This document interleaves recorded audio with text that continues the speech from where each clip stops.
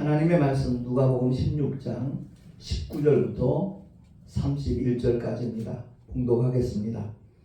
한 부자가 있어 자색옷과 고운 베옷을 입고 날마다 호화로에 연락하는데 나사로라 이름한 한 거지가 헌대를 나르며 그 부자의 대문에 누워 부자의 상에서 떨어지는 것으로 배불리려 하며 심지어 개들이 와서 그 헌대를 핥더라. 이에 그 거지가 죽어 천사들에게 받들려 아브라함의 품에 들어가고 부자도 죽어 장사되매 저가 음부에서 고통 중에 눈을 들어 멀리 아브라함과 그의 품에 있는 나사로를 보고 불러 가로되 아버지 아브라함이여 나를 긍휼히 여기사 나사로를 보내어 그 손가락 끝에 물을 찍어 내 혀를 서늘하게 하소서. 내가 이 불꽃 가운데서 고민하나이다. 아브라함이 가로되 예 너는 살았을 때 내 좋은 것을 받았고 나사로는 고난을 받았으니 이것을 기억하라. 이제 저는 여기서 위로를 받고 너는 고민을 받느니라. 이뿐 아니라 너희와 우리 사이에 큰 구렁이 있어 끼어 있어 여기서 너희에게 건너가고자 하되 할 수 없고 거기서 우리에게 건너올 수도 없게 하였느니라. 가로되 그러면 구하노니 아버지여 나사로를 내 아버지의 집에 보내소서. 내 형제 다섯이 있으니 저희에게 증거하게 하여 저희로 이 고통받는 곳에 오지 않게 하소서. 아브라함이 가로되 저희에게 모세와 선지자들이 있으니 그들에게 들을지니라. 가로되 그렇지 아니하니이다. 아버지 아브라함이여 만일 죽은 자에게서 저희에게 가는 자가 있으면 회개하리이다. 가로되 모세와 선지자들에게 듣지 아니하면 비록 죽은 자 가운데서 살아난 자가 있을지라도 고난을 받지 아니하리라 하였다 하시니라. 아멘. 기도하겠습니다.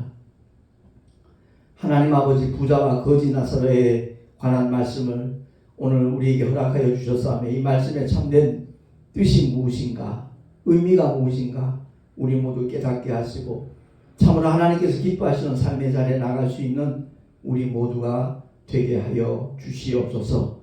예수 그리스도 이름으로 감사하며 기도하옵나이다. 아멘. 세상에는 두 부류의 사람이 있습니다. 하나는 이 세상만 아는 사람이고요.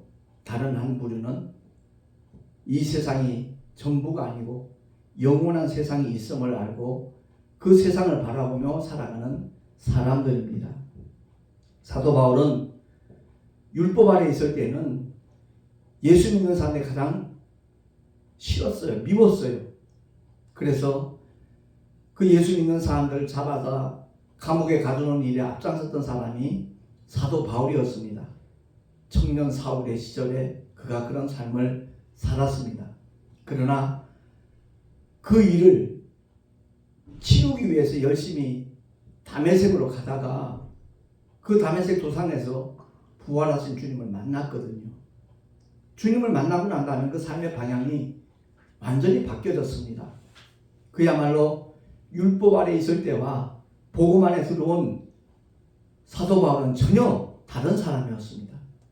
그가 복음을 위하여 일평생 헌신하고 충성했는데 그의 고백이 있습니다. 고린도후서 4장 16절에서 18절 말씀에 보면 그러므로 우리가 낙심하지 않는다. 겉사람은 후패하나 우리의 상은 속은 날로 새롭도다. 우리의 잠시 받는 환난에 경한 것이 지극히 크고 영원한 영광에 충만한 것을 우리에게 이루게 함이니 우리의 돌아보는 것은 보이는 것이 아니요 보이지 않는 것이니 보이는 것은 잠깐이요 보이지 않는 것은 영원함이니라. 아멘. 그의 고백입니다. 우리 모든 믿음의 사람의 고백이 되어야 될 줄로 믿습니다. 눈에 보이는 이 세상이 전부인 줄로 착각하는 사람들은 영원한 세계를 준비할 생각조차 하지 못하지요. 그래서 잘 먹고 잘 사는 것만이 관심입니다. 더 많은 부를 누리는 것 그것만이 관심입니다. 그러나 오늘 본문의 말씀을 통해서 분명히 우리에게 일깨워주는 것은 거지 나사로도 죽고 부자도 죽는다는 사실이죠. 그러니까 한 번 죽는 건 사람에게 정하신 하나님의 이치입니다. 누구도 거부할 수 없고 외면할 수 없습니다. 근데 그 죽음 다음에 그들의 삶의 자리가 전혀 달라졌다 하는 것을 성경은 말씀을 하고 있습니다. 혹여 이 부자와 거지 나사로의 비유를 잘못 오해하면 가난하게 살면 천국 가고 부자로 살면 다 지옥 간다, 그렇게 오해해서는 절대 안 됩니다. 그런 의미가 전혀 아닙니다. 그야말로 아무리 힘들고 어렵고 고통스러운 삶의 자리에 있다 할지라도 거지 나사로는 이름이 나사로가 나와 있잖아요. 하나님의 위로라는 그런 뜻입니다. 나사로라는 그 이름의 의미가. 그러니까 삶의 현장에서 아무리 고통스럽고 괴롭다 할지라도 끊임없이 하나님의 위로를 받는 사람들은 얼마든지 그 고통을 견뎌냅니다. 극복해 나갑니다. 그러나 하나님의 위로를 받지 못하는 사람들은 현실이 전부인 줄 알고 극단적인 선택도 하잖아요. 우리나라가 불명예스럽게도 자살률 1위라는 그러한 대한민국이 되었다는 것이 참 안타깝기도 하고 너무 가슴 아픈 우리의 현실이 아닌가 하는 생각이 듭니다. 그들이 왜 자살을 결단하죠? 다른 것 아니에요. 이 세상 삶이 전부인 줄 알고 그냥 죽어버리면 모든 것이 종결된다라는 생각 때문에 그와 같은 극단적인 선택을 하는 것을 우리가 잘 알 수가 있습니다. 우리 굳이 자살하지 않아도 언젠가 죽어요. 근데 중요한 것은 죽음이 끝이 아니라는 거죠. 죽음 이후에 영원한 새로운 시작이 있다는 것을 성경은 우리에게 말씀하고 있습니다. 과연 저 천국을 향한 소망을 가지고 믿음의 길을 걸어가느냐, 아니면 그야말로 이 세상 삶이 전부인 줄 알고 자기 생각 속에 자기 판단 속에 그야말로 생명을 포기해버리는 그런 어리석은 결론을 내리느냐, 거기에 따라서 영원한 삶은 결정이 되어지는 겁니다. 그래서 사도 바울이 고린도후서 5장 1절에 이와 같이 말씀하죠. 만일 땅에 있는 우리의 장막집이 무너지면 하나님께서 지으신 집, 곧 손으로 지은 것이 아니요 하늘에 있는 영원한 집이 우리에게 있는 줄 아나니 라고 그는 고백을 하고 있는 겁니다. 분명히 처소를 예비하러 간다고 주님이 말씀하셨거든요. 바로 하나님이 우리를 위하여, 믿는 자들을 위하여 예비하시는 그 처소가 우리에게 있다는 것을 바울은 다시 한번 고백을 하고 있는 겁니다. 이 세상에서 가장 지혜 있는 임금이 누구라고 생각합니까? 믿는 자나 믿지 않는 자 자타가 공인하는 것이 바로 솔로몬의 임금이거든요. 그가 전도서 12장 7절에서 8절을 통해서 고백하기를 이와 같이 말씀합니다. 흙은 여전히 땅으로 돌아가고 신은 그 주신 하나님께로 돌아가기 전에 기억하라. 전도자가 가로되 헛되고 헛되도다. 모든 것이 헛되도다. 라고 그는 선언하고 있습니다. 여기서 말씀하는 흙은 뭐죠? 우리의 육신이에요. 흙에서 우리의 육신을 취하였기 때문에 흙은 여전히 땅으로 돌아간다. 너는 흙이니 필경은 흙으로 돌아갈지니라. 하나님이 선언하신 그대로 우리는 모두가 다 땅으로 돌아갑니다.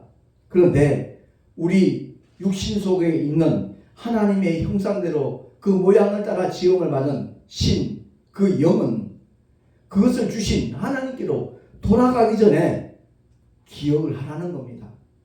이 세상의 모든 삶이 헛되고 헛되지만 그러나 하나님의 말씀대로 그 은혜를 드리는 사람들에게는 영원한 하늘의 소망과 기쁨이 주어진다는 것을 기억하라는 겁니다. 그래서 전도서 마지막 결론 부분이 그거거든요.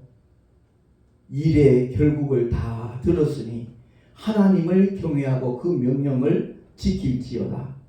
이것이 사람의 본분이니라. 하나님은 모든 행위와 모든 은밀한 것을 선악간에 심판하시리라. 아멘. 그렇습니다. 일의 결국을 다 들었다는 이 의미가 뭐죠? 인생이 추구하는 그 모든 일들은 헛된 것밖에 없다는 겁니다. 그러니까 그 헛된 것 때문에 목숨 걸지 말고 하나님의 약속을 바라보면서 하나님께서 우리에게 허락하신 그 영원한 소망, 그 소망을 믿음으로 붙잡고 살아가야 된다는 겁니다. 본문에 나오는 거지 나사로 그 삶의 자리가 얼마나 고통스러웠겠어요.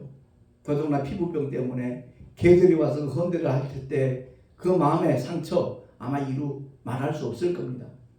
지나가는 사람들마다 혀를 차면서 불쌍히 여겼겠지요.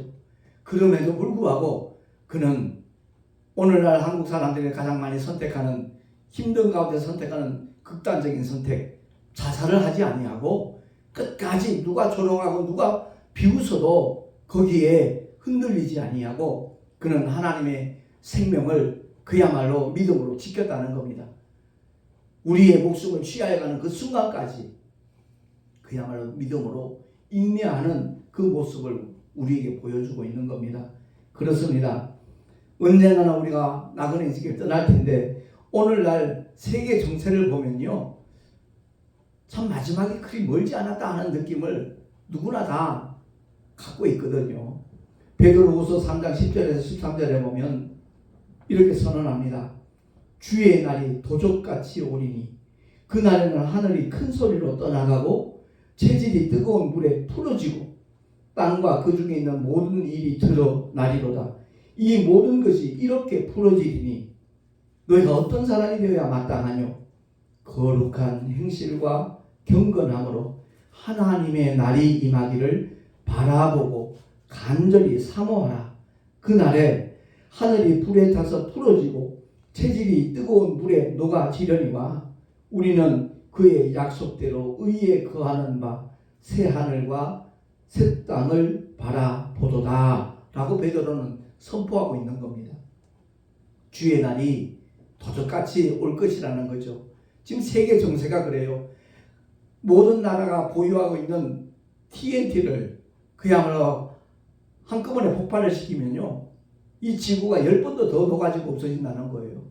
그러니까 하나님의 말씀대로 우리 인생들이, 전 세계가, 국가가 준비하고 있는 것 같아요.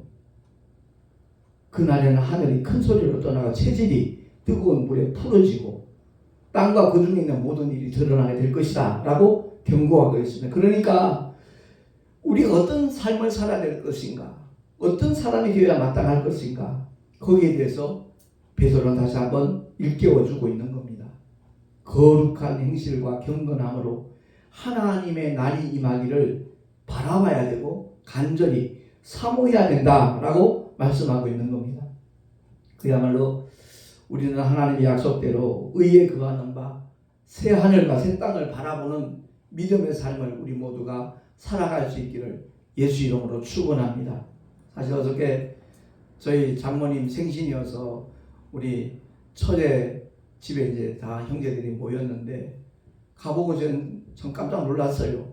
그 전에 이제 살던 집인데 아파트로 가서 살고 있다가 다시 리모델링 해갖고 이제 입주를 한 지가 얼마 안 되거든요.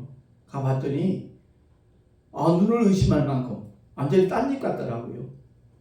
그 큰 사위가 혼자서 그렇게 모든 것을 동원해가지고 여러 날 걸렸죠. 자기 하는 일도 있으니까 그 짬짬이 시간을 내가지고 새로 리모델링을 했는데 너무너무 잘 지었더라고요. 그 자리에 이제 한 자리에 모여서 참 즐거운 시간을 가졌는데 제 마음속에 그런 생각을 가졌어요. 우리 장모님은 참 복 있는 분이시다, 그런 생각이 들더라고요. 자녀들이 하나같이 효자고 효녀고 또 손주들까지도 그렇게 할머니를 끔찍이 생각하는 그 모습을 보고 내심 부러웠어요. 모든 부모들이 저런 삶을 살아야 될 텐데, 저런 복을 받아야 될 텐데 하는 생각이 들더라고요. 어쨌든 제가 놀랐던 것은 예전에 그 집하고 지금하고 이제 2층은 교회고 1층은 사택인데 완전히 리모델링을 하니까 다른 집에 온 느낌이더라고요. 근데 성경 말씀을 통해서 우리가 꼭 기억해야 될 것이 있습니다. 다른 것이 아니라 아무리 사람의 손으로 잘 지었다 할지라도 언젠가는 그 집은 허물어진다는 거예요. 천년만년 존재하지 않는다는 거죠. 근데 예수 믿고 구원받은 하나님의 사람들은 아까 바울이 선언했듯이 만일 땅에 있는 우리의 장막집이 무너지면 하나님께서 지으신 집, 곧 손으로 지은 것이 아니라 하늘에 있는 영원한 집이 우리에게 있는 줄 안다라고 선언을 하고 있잖아요. 물론 바울이 말하는 그 장막짐은 우리 육체를 가리키는 겁니다. 아무리 건강해도요, 세월을 이길 수 없잖아요. 언젠가는 한 줌의 흙으로 돌아가잖아요. 근데 그것이 끝이 아니라는 거죠. 우리의 장막짐이 무너진다 할지라도 영원히 사람의 손으로 지은 것이 아닌 하나님의 집이 우리를 기다리고 있다 하는 것을 성경은 선언하고 있는 겁니다. 사실 제가 내일이 70년 되는 내 생일날입니다. 1년째 되는 생일날인데 동안이라는 얘기를 많이 들어요. 근데 제가 그거를 보면 확실히 많이 늙었구나 하는 느낌을 받거든요. 그렇습니다. 지난 추석 때 즈음에 왔던 내 누이 동생도 오빠 많이 늙었다라는 얘기를 했고, 우리 교단의 목사님들도, 노회 목사님들도 김 목사님 예전보다 많이 늙으신 것 같다고 그런 얘기를 해요. 어쨌든 누구나 다 마찬가지입니다. 세월을 이길 수 없고요, 언젠간 이 장막집이 무너질 겁니다. 근데 그것이 끝이 아니라는 사실, 그야말로 영원한 세계를 바라보는 믿음을 가지고 때로는 힘들고 고달프고 외롭고 쓸쓸하다 할지라도 소망 가운데 주님을 의지하며 나아갈 때 하나님의 위로가 넘칠 뿐만 아니라 그야말로 주님께서 영원한 행복을 영원한 생명으로 보상해 주시는 날이 우리에게 있다는 것을 확실히 믿고 이 믿음의 길을 걸어가고 달려가는 우리가 모두 될 수 있기를 예수 이름으로 축원합니다. 오늘 본문에 등장하는 그 사건을 이렇게 살펴보면 주님이 왜 이 비유를 일러주셨던가 하는 것을 우리는 알아야 돼요. 다름이 아니라 세상 나그네 인생이 끝나면 두 번 다시 기회가 없다는 것을 말씀을 하고 있는 겁니다. 거지 나사로도 죽었고 부자도 죽었는데 그 결과가 다르잖아요. 거지 나사로는 아브라함의 품에 안겼어요. 그런데 부자는 음부에서 고통당합니다.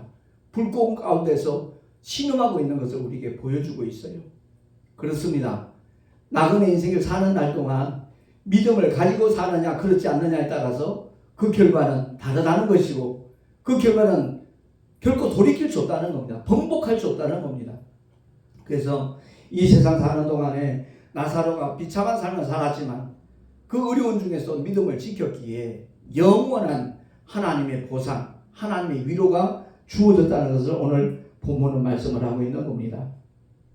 우리가 기억해야 될 것은 이 나그네 인생을 살면서 부자로 살면 고통을 받게 될 것이고 가난하게 살면 위로를 받게 될 것이다. 그렇게 하나님의 말씀을 오해하면 안 됩니다. 분명히 이 말씀을 통해서 우리에게 깨닫게 하시는 것은 다름이 아니라 나그네 인생길 동안에 아무리 고통스럽고 힘들고 어렵다 할지라도 믿고 그 믿음을 포기하지 아니하는 한 하나님의 영원한 위로가 있다는 것을 성경은 말씀을 하고 있는 겁니다. 그리고 분명히 26절에 말씀하기를 너희와 우리 사이에 큰 구렁이 끼어 있다. 그래서 여기서 너희에게 건너가고 자대 할 수 없고 거기서 우리에게 건너올 수도 없게 되었다라고 말씀합니다. 그 다음에 이어지는 부자의 요청을 우리는 귀담아 들어야 되는 겁니다. 27절, 28절 우리 한번 합독하겠습니다. 시작. 가로되 그러면 구하노니 아버지여 나사로를 내 아버지의 집에 보내소서. 내 형제 5이 있으니 저희에게 증거하게 하여 저희로 이 고통받는 곳에 오지 않게 하소서. 아멘. 분명히 우위에 있는 그런 형제였던 것 같아요. 그러니까 자기가 비록 고통 속에 있을지라도 자기 형제만큼은 이곳에 오지 않았으면 좋겠다라는 그 간절한 바람을 그가 고백을 하고 있는 거잖아요. 근데 아브라함이 가로되 저희에게 모세와 선지자들이 있으니 그들에게 들을지니라 라고 딱 잘라서 말하고 있습니다. 모세와 선지자는 뭐죠?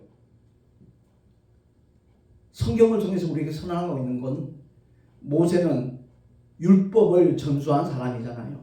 이 율법의 목적이 뭔가요? 용무가 뭔가요? 다름이 아니라 우리는 죄인이라는 사실을 깨닫게 하는 것이 율법의 용무인 겁니다. 그럼 선지자들은 뭔가요? 영원한 절망을 모세는 받거든요. 선악과를 따먹음으로 말미암아 결코 지옥 형벌을, 둘째 사망의 해를 피할 길이 없다는 것을 봤거든요. 그런데 그 영원한 절망 가운데 하나님께서는 선지자를 보내셨어요. 너희에게 소망이 있다는 거지요. 여자의 후손으로 하나님의 아들이 이 땅에 올 것을 알려주는 겁니다. 많은 선지자들이 부분적으로 그것을 예언을 했어요. 2000년 전 하나님의 독생자는 베들레헴에 탄생하셨습니다. 그 베들레헴의 지명의 뜻이 뭐라 그랬습니까? 떡의 집이라 그랬잖아요. 영원한 생명의 떡으로 오시는 예수께서 베들레헴에 태어나셔야만 했다는 거죠. 그것이 하나님의 약속인 겁니다. 하나님의 예언인 겁니다. 그 예언대로 하나님의 독생자는 베들레헴 땅에 태어나셨고 말 구유에 누우셨습니다.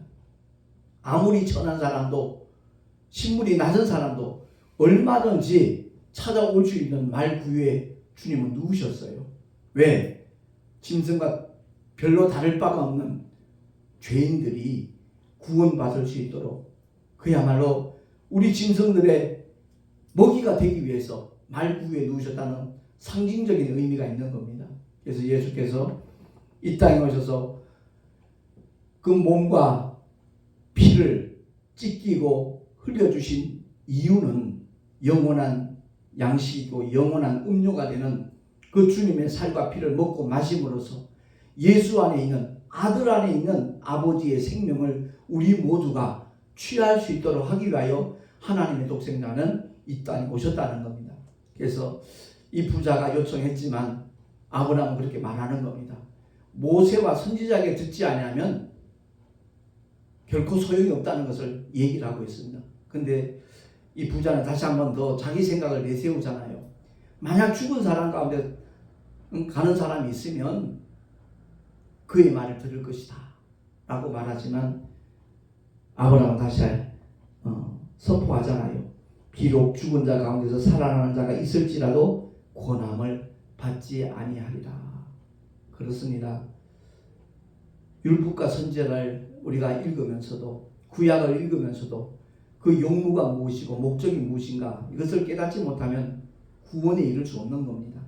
근데 구약 성경의 선포가 바로 예수께로 우리를 안내하기 위한 몽학 선생으로서 율법이 주어졌다는 것을 깨닫기만 한다라면 누구든지 주님 앞에 돌아올 수 있는 것이고 예수 이름 앞에 무릎 꿇고 그야말로 회개하는 순간 하나님께서는 결코 차별하지 않습니다. 누구든지 예수 이름을 믿는 자들에게 하나님의 자녀되는 권세도 주시고 지난주에 말씀드렸듯이 그야말로 돌아온 탕자가 그 먼 길을 아직 남아있는 상거가 아직도 먼데도 아버지가 금방 알아보고 달려가서 정말 목을 안고 입을 맞추듯이 하나님께서는 우리의 삶의 자리가 어떠했든 간에 진정으로 회개하고 믿음을 결단하기만 한다면 하나님의 생명록에 우리의 이름을 기록하고 영원한 하나님의 자녀로 그야말로 천국에서 영생 복락할 수 있도록 복을 주시는 분이, 은혜를 베푸시는 분이 우리의 영원한 아버지이신 하나님이신 줄로 믿습니다. 우리 모두가 다 언젠가 이 나그네 인생길 떠나게 될 테지만 분명히 성경이 예언한 그대로 마지막은 가까워지고 있는 겁니다. 중동사 때 이스라엘뿐만 아니라 정말 그 내전으로 인해서 고통받는 사람들, 기근과 지진과 가뭄으로 허덕이는 그러한 인류들 우리 주변에 다 즐비하잖아요. 그런 모습들을 바라보면서 우리 모두가 깨달아야 될 것은 정말 하나님께서 우리에게 원하시는 바가 무엇인가 하는 것을 기억을 하고 지지난주에 우리가 올레 때 모였을 때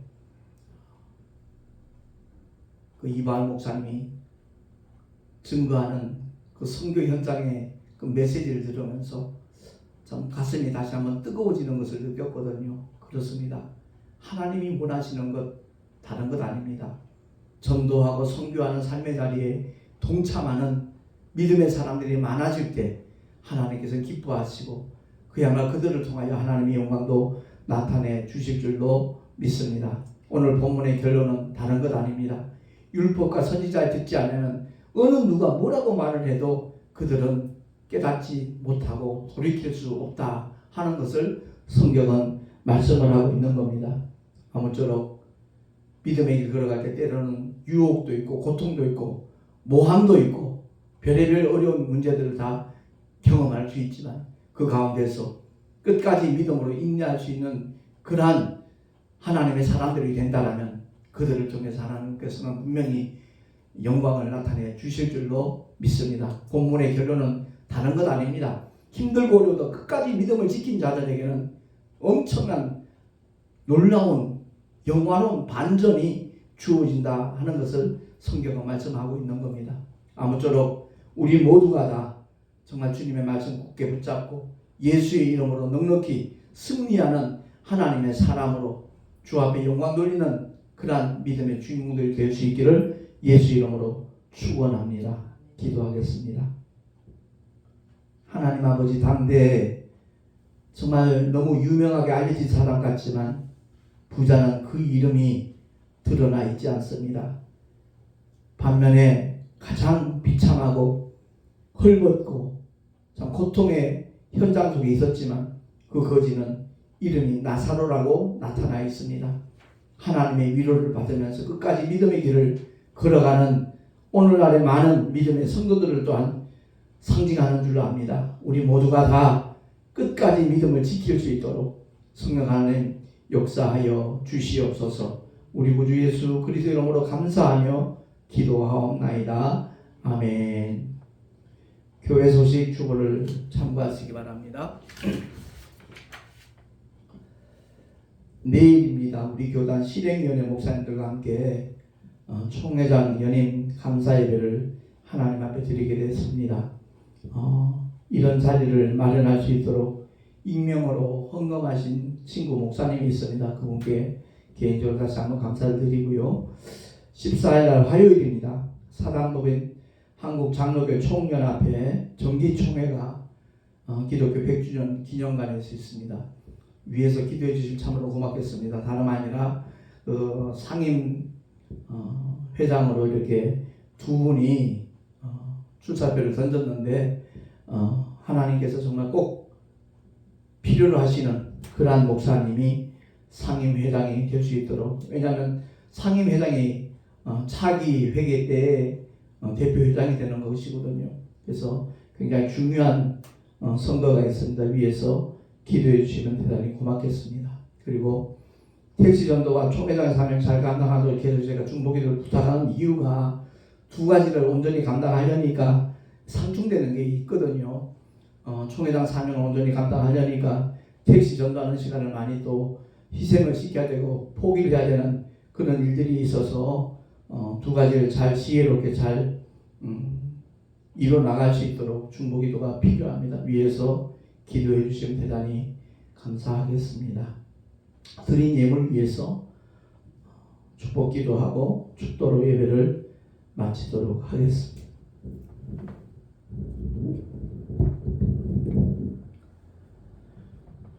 하나님 아버지 감사합니다. 주님 앞에 귀한 예물 드렸습니다. 기쁘시게 연락하여 주시고 하나님의 영광을 위하여 아름답게 쓰여질 수 있도록 주님 역사하여 주시옵소서.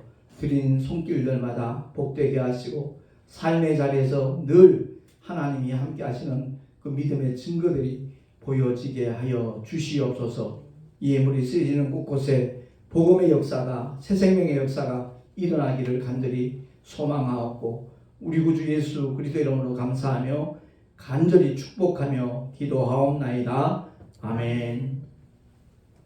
이제는 우리 주 예수 그리스도의 크신 은혜와 하나님 아버지의 영원하신 사랑하심과 보혜사 성령 하나님의 내주교통 인도하심과 축복하시니 오늘 주의 말씀을 듣고 영원한 세계를 바라보면서 끝까지 믿음의 길을 걸어가리라 결단한 하나님의 사람들 머리 위에 그 가정과 자녀들과 경영하는 모든 일들과 주께서 피로 값주셔서 주님의 모든 교회들 위에 지금으로부터 영원토록 함께 있을지어다. 아멘.